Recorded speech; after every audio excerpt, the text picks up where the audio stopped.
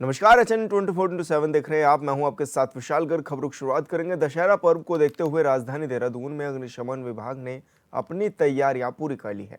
अग्निशमन विभाग के अधिकारी सुरेश चंद्र रवि ने बताया है कि प्रशासन की अनुमति ने कहीं पर भी रावण के पुतले का दहन नहीं किया जाएगा।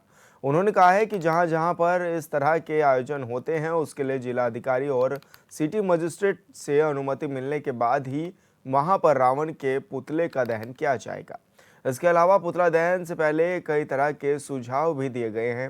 उन्होंने कहा है कि जहां जहां पर भी ज़्यादा भीड़भाड़ की संभावना होगी वहां पर पहले से ही फायर टेंडरों को नियुक्त किया जाएगा।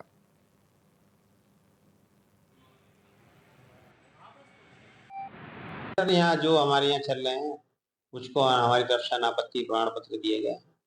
बाकी बहुत कोचिंग सेंटर ऐसे हैं जो अभी भी बिना अनापत्ति प्रमाण पत्र के चल रहे हैं, परंतु उनका समय समय पर हमारे द्वारा इंस्पेक्शन किया जा रहा है। अग्निशमन उपकरण लगाने का प्रयास किया जा रहा है तथा किसी भी आकस्मिक दुर्घटना से बचने के लिए, जैसा हमारे लिए एग्जिट मैंडेटरी है कि कोई भी अग्निशमन घटना होने पर एग्जिट होना बहुत जरूरी है, उस पर हमारी तरफ से विशेष अभियान चला के उनको अवगत कराया जाए। और संवाददाता हिमांशु गौड़ हमारे साथ लाइव जुड़ गए हैं। हिमांशु, किस तरह की तैयारियां भी है अग्निशमन की, क्योंकि दशहरा का त्यौहार भी है और ऐसे में देखा भी जाता है कि जगह जगह पर रावण दहन किया जाता है। ऐसे में लोग बड़े हर्षोल्लास के साथ इस पूरे पर्व को मनाते हैं। जगह जगह हम देखते हैं कि बड़े बड़े रावण के पुतलों का दहन होता है और ऐसे में क्योंकि दुर्घटना की संभावनाएं बढ़ जाती हैं, पटाखों का यूज़ होता है, आग लगने की संभावनाएं जो बढ़ जाती हैं और ऐसे में अग्निशमन विभाग की जो है जिम्मेदारी कहीं ना कहीं प्रदेश भर में हो, राजधानी खासकर राजधानी देहरादून में बढ़ जाती है, क्योंकि बड़े पैमाने पर जो है रावण के पुतलों का दहन यहाँ पर होता है। कई कई फीट के जो हैं रावण के पुतलों का दहन होता है और भीड़ अधिकांश जो भीड़ भाड़ वाले इलाके हैं वहाँ पर रावण के पुतलों का दहन होता है। लोग बड़ी संख्या में दशहरे के जो पर्व है उसको देखने आते हैं, रावण को देखने लोग आते हैं। तो ऐसे में अग्निशमन विभाग जो है वो पूरी तैयारी में है। अपनी फायर ब्रिगेड की टीम को उन्होंने तैयार किया है। इसी के साथ ही बात करें तो सुरक्षा उपकरणों को लेकर पूरी तरीके से तैयार है। सुरेश चंद्र रवि जो है अग्निशमन अधिकारी देहरादून हैं, उनका भी ये कहना है कि हमारी जो पूरी टीम है वो इस समय अलर्ट मोड पर है और किसी भी प्रकार की जहां पर जिलाधिकारी देहरादून हो या सिटी मजिस्ट्रेट हो, उनकी जिस प्रकार से अनुमति होगी उस हिसाब से फायर की टीमें जो है वो तैनात की जाएंगी। और हिमांशु, एक ये भी देखा जाता है कि देहरादून में सड़कें काफ़ी संकरी है, ऐसे में बड़े वाहन नहीं जा पाते, तो क्या छोटे वाहनों की भी व्यवस्था की गई है कि अगर कहीं संकरी गलियों में आग जैसी घटनाएं होती हैं तो उन पर किस तरह से काबू पाया जाएगा, उसके लिए व्यवस्था क्या कुछ की गई है? जी बिल्कुल, निश्चित रूप से कहीं, क्योंकि बड़े वाहनों का जो है अमूमन छोटी गलियों में जाना मुश्किल हो जाता है और उसके लिए लेकर अग्निशमन विभाग छोटे छोटे उपकरण, चाहे फायर सिलेंडर हो या CO2 के गोले हों, तमाम ऐसी जो व्यवस्थाएं हैं वो बनाकर चलता है अपने साथ। और इसी के साथ ही जो टीमें हैं वो उनको तैनात किया गया है। गलियों में भी कहीं ना कहीं तैनाती ज़रूर की गई है और जिस प्रकार से भी दुर्घटना की संभावनाएँ होंगी या जहाँ भी ये संभावनाएँ जताई जाएंगी कि खतरा है, वहाँ पर टीमों को तुरंत जो है तत्काल मौके पर भेजा जाएगा और वो वहाँ पर रेस्क्यू का या फायर पे जो है नियंत्रण पाने की पूरी कोशिश की जाएगी। इसको लेकर जो है विभाग ने पूरी तैयारियां जो है वो कर दी गई हैं। हिमांशु, इस दौरान कितनी टीमें एक्टिव की गई हैं, कितने गाड़ियों को अलर्ट मोड पर रखा गया है? जी बिल्कुल, जहाँ तक गाड़ियों को अलर्ट मोड पर रखने की बात है तो बड़ी गाड़ियाँ जो हैं वो हमेशा ही, चाहे परेड ग्राउंड के आसपास हो या बन्नू स्कूल के आसपास हो या प्रेम नगर के आसपास हो, वहाँ पर उनके लिए उनकी तैनाती के लिए तैयारियाँ कर दी गई है। 7 से 8 जो है बड़ी गाड़ियाँ यहाँ पर तैनात होंगी। इसी के साथ ही छोटे जो टीमें हैं 7 से 8 करीबन छोटी टीमें भी तैनात की गई हैं, क्योंकि पूरे राजधानी देहरादून के आसपास के एरियाओं में भी जिस प्रकार से रावण के पुतलों का दहन होना है, किसी प्रकार की जो है फायर किसी भी प्रकार की अनहोनी ना हो, उसके लिए लेकर जो है बड़ी से लेकर छोटी टीमों तक पूरी तैनाती यहाँ पर की गई है और तैयारियां लगातार जारी हैं। बिल्कुल हिमांशु, बहुत बहुत शुक्रिया आपका तमाम जानकारी साझा करने के लिए। और बड़ी खबर का रुख करेंगे। मुख्यमंत्री योगी आदित्यनाथ का गोरखपुर दौरे का दूसरा दिन आज दौरे के दूसरे दिन मंदिर में पूजा अर्चना करेंगे मुख्यमंत्री योगी आदित्यनाथ। गोरखनाथ मंदिर में कन्या पूजन भी करेंगे सीएम योगी गोरखनाथ मंदिर में आज रात्रि विश्राम भी करेंगे। तो बड़ी खबर आपको बता रहे हैं, आज दूसरा दिन है उनका गोरखनाथ का और जहां पर वो दौरे पर हैं गोरख दक्षिणानाथ मंदिर में भी आज वो पूजा अर्चना करेंगे, कन्या पूजन करेंगे और रात्रि विश्राम भी वहीं पर ही करेंगे। आज उनके दौरे का दूसरा दिन है और मंदिर में पूजा अर्चना भी करेंगे, कन्या पूजन भी करेंगे मुख्यमंत्री योगी आदित्यनाथ। गोरखनाथ मंदिर में ही आज सीएम योगी का रात्रि विश्राम होगा। मुख्यमंत्री योगी आदित्यनाथ के दौरे का आज दूसरा दिन है गोरखपुर में और इस दौरान आज नवमी के अवसर पर वो मंदिर में पूजा अर्चना भी करेंगे, साथ ही कन्या पूजन भी करेंगे।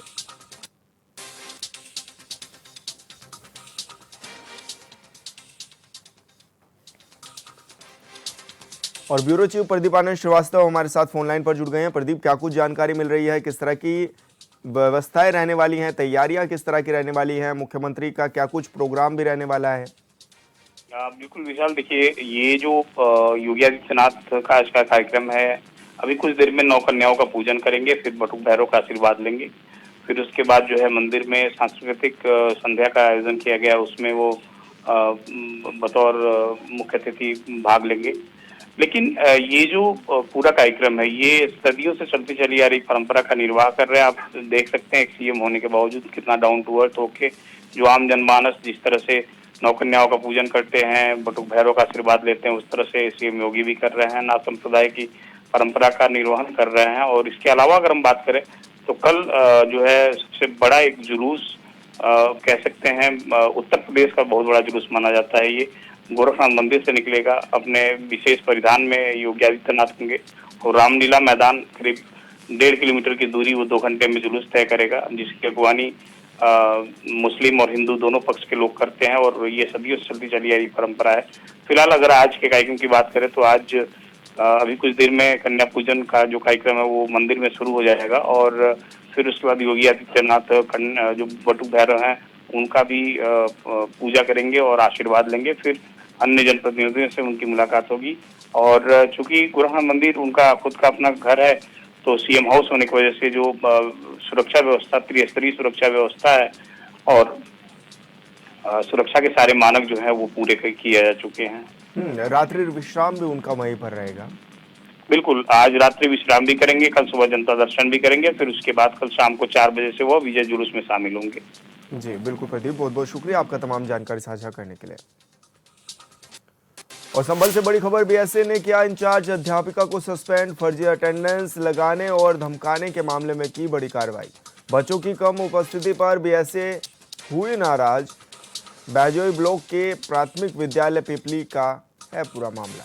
तो बड़ी खबर आपको बता रहे हैं जहां पर बच्चों की कम उपस्थिति पर बीएसए नाराज हुए और उस दौरान सस्पेंड भी कर दिया गया है। तो बीएसए ने इंचार्ज अध्यापिका को भी सस्पेंड कर दिया है और इस दौरान फर्जी अटेंडेंस लगाने और धमकाने के मामले में ये बड़ी कार्रवाई भी की गई है। आपको बता दें कि बच्चों की कम उपस्थिति थी जिसके चलते नाराज हो गए थे और भैजोई ब्लॉक के प्राथमिक विद्यालय का ये पूरा मामला बताया जा रहा है।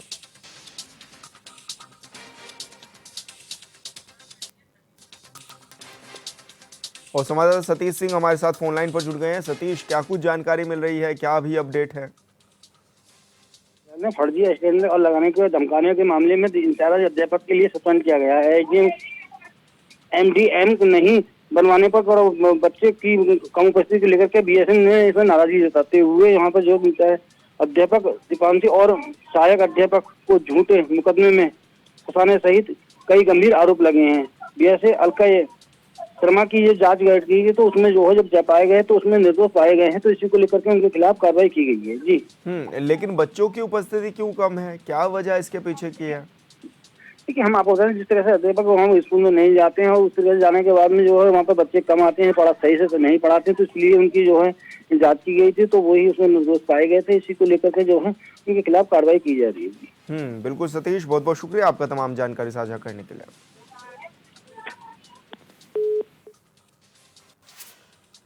और लखनऊ से बड़ी खबर, एनडीए सचिव ने जारी किया पत्र। जयप्रकाश नारायण की जयंती कार्यक्रम को लेकर पत्र। जेपीएनआईसी में निर्माण सामग्री बेतरतीब ढंग से फैली हुई है। बारिश के कारण कई कीड़े होने की भी संभावना जताई गई है। अखिलेश का JPNIC का दौरा करना सुरक्षित और उचित नहीं, तो ये बड़ी खबर आपको बता रहे हैं, जहां पर अखिलेश का JPNIC का दौरा करना उचित नहीं बताया गया है और LDA सचिव ने यह पत्र जारी भी कर दिया है। इस दौरान जयप्रकाश नारायण की जयंती कार्यक्रम को लेकर यह पत्र जारी किया गया है। कहा गया है NPNIC JPNIC में जो सामग्री है वो फैली हुई है। बारिश के कारण कई कीड़े होने की भी संभावना जताई गई है।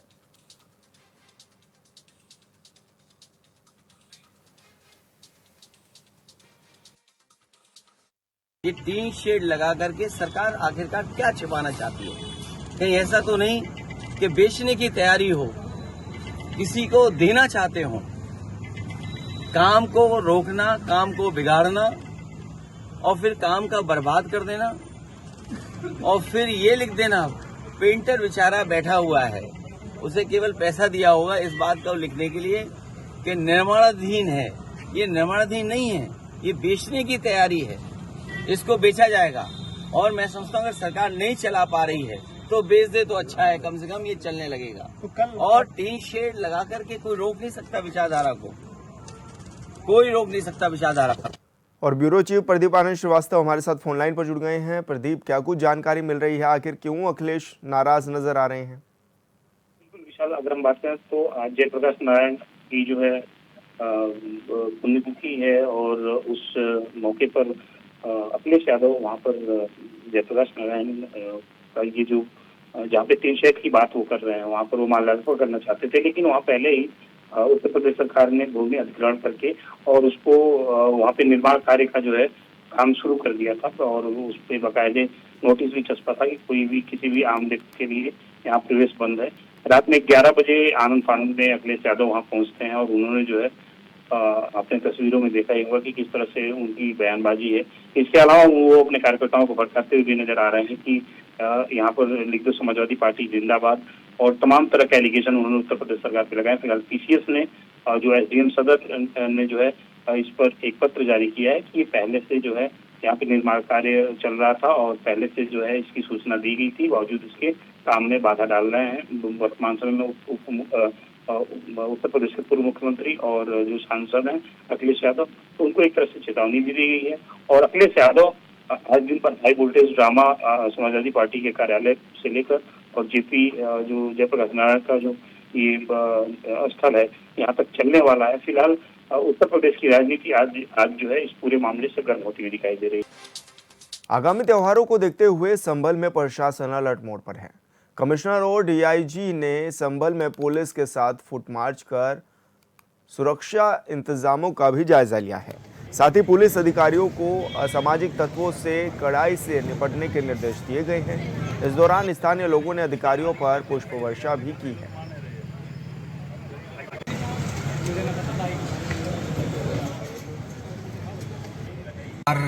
आने वाले हैं, अभी चल भी रहे हैं।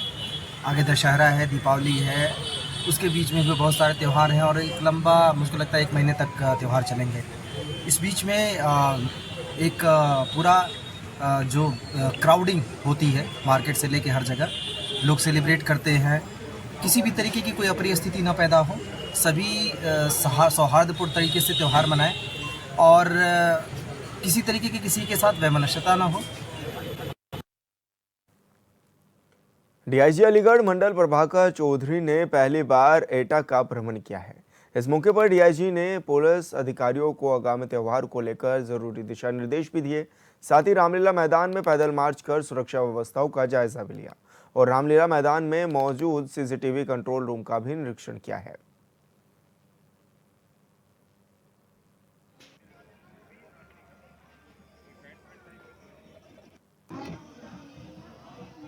के अंदर जो पब्लिक है उनके अंदर एक कॉन्फिडेंस रहे और सुरक्षा की भावना वो महसूस करें, इसलिए इस तरह का भ्रमण समय समय पर प्रस्तावित रहता है। तो उसी क्रम में यहाँ पर जनपद एटा का भ्रमण किया गया है और फुट पेट्रोलिंग की गई। सर, यहाँ दशहरा के दिन काफी भीड़ होती है, तो क्राउड मैनेजमेंट को लेकर क्या कुछ निर्देश दिए गए हैं? क्योंकि बहुत ज्यादा भीड़ होती है आसपास में। यहाँ पे मैंने अभी जो निरीक्षण किया उसमें सीसीटीवी कैमरे भी लगे हैं, तो ऐसे भी उसके माध्यम से भी क्राउड पे नज़र रखी जाती है।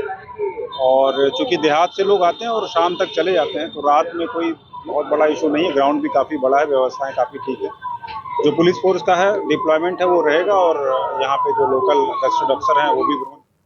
मुजफ्फरनगर जिले में पुलिस प्रशासन आगामी दिवाली को लेकर एक्शन मोड में नजर आ रहा है, जिसके चलते पुलिस ने एक घर पर छापेमारी कर बड़ी मात्रा में पटाखों का जखीरा भी बरामद किया है। जखीरे को सीज कर पुलिस ने मामला दर्ज कर आगे की कार्रवाई भी शुरू कर दी है।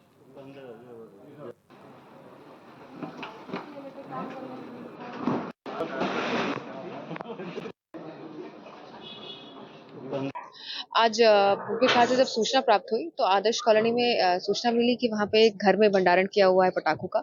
यहाँ पे जब पुलिस पहुंची, यहाँ पे संयुक्त टीम के साथ जब यहाँ पहुंची तो यहाँ पे इस घर में पीछे हमारे आप देख रहे हैं इसमें पटाखे मिले हैं, जिसको सीज करके इसमें विधिक कार्रवाई की जा रही है। कितनी कीमत की? करीब 60 से 65 हजार के जो हमारे अनुसार ये पटाखे हैं। बाकी इसमें आगे जो विधिक प्रक्रिया। मैनपुरी के भोगाव थाना क्षेत्र बेटे ने एक मां की ईंट से कूचकर हत्या कर दी है। बताया जा रहा है कि 5,000 रुपये न देने की वजह से बेटे ने मां की हत्या कर दी है। मामले की सूचना मिलते ही पहुंची पुलिस ने शव को कब्जे में लेकर पोस्टमार्टम के लिए भेज दिया है और आरोपी बेटे को गिरफ्तार कर आगे की कार्रवाई भी शुरू कर दी है। बात ये प्लाट बेचो तो बाकी रुपया मिले थे, इनने जगह कि मैं रुपया थोड़े दे दे, हम कपड़ा बनवाए घर गृहस्थी चले, जब आते मारो। किसने मार दिया? लड़का ने, बड़े ने, बड़े बेटे ने माँ को मार दिया। कैसे मारा है, किस चीज से मारा है? पक्का ईंट आती पुरानी इतनी बड़ी। हाँ तो भाई ईंटे मार मार मार मार मार सिर में डालो, मार दिया है। मार मार मार मार डालो सिर में। भैया ने इनको मारा है ईंटों से, ईंटों को चलकर। ईंट क्यों मार मार दी। दिया, क्या बात हुई? खेत बेचा था तो पैसे मांग रहे थे, कुछ पैसे उन्होंने नहीं दिए तो इसलिए उन्होंने ईंट से मारा। मार दिया। कहाँ पे मारा, ये हत्या कहाँ की है? ये मैनपुरी रोड ईदगाह के सामने रोड पे की है? जगह है हमारी, ईदगाह के सामने मैनपुरी रोड पे। वहीं पे मार दिया है। कहाँ के रहने वाले हो आप लोग? भोगांव के, मोहल्ला कितनी उम्र जगत होगी नगर। मम्मी की? 65 लाख। बहराइच शहर में देर रात डीएम मोनिका रानी और एसपी ने रूट मार्च निकाला है। रूट मार्च के दौरान दोनों अधिकारियों ने साथ 3 थानों की पुलिस मौजूद भी रही है। इस मौके पर एसपी और डीएम ने पुलिस अधिकारियों को निर्देशित करते हुए कहा है कि खराब प्रतिमाओं के विसर्जन के रास्ते को दुरुस्त करवाया जा रहा है। साथ ही सुरक्षा को लेकर बैरिकेडिंग और नदियों में गोताखोरों की व्यवस्था भी की जा रही है।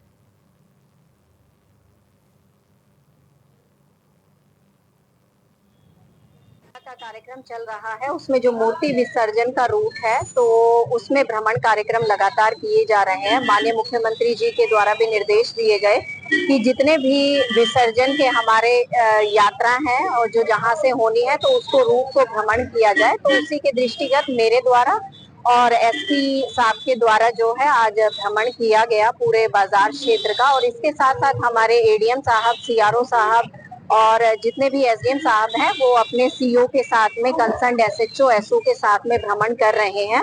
और इसका मुख्य उद्देश्य ये है कि जो भी यात्रा जिस रूट से निकलनी है उसकी व्यवस्थाओं को देख लिया जाए और जितने भी हमारे पंडाल लगे हुए हैं उनकी व्यवस्थाओं को देख लिया जाए और बहुत ही शांतिपूर्वक ढंग से इस कार्यक्रम को संपन्न। और फिलहाल इस बुलेटिन में इतना ही। आप देखते रहिए चैनल 24/7। नमस्कार।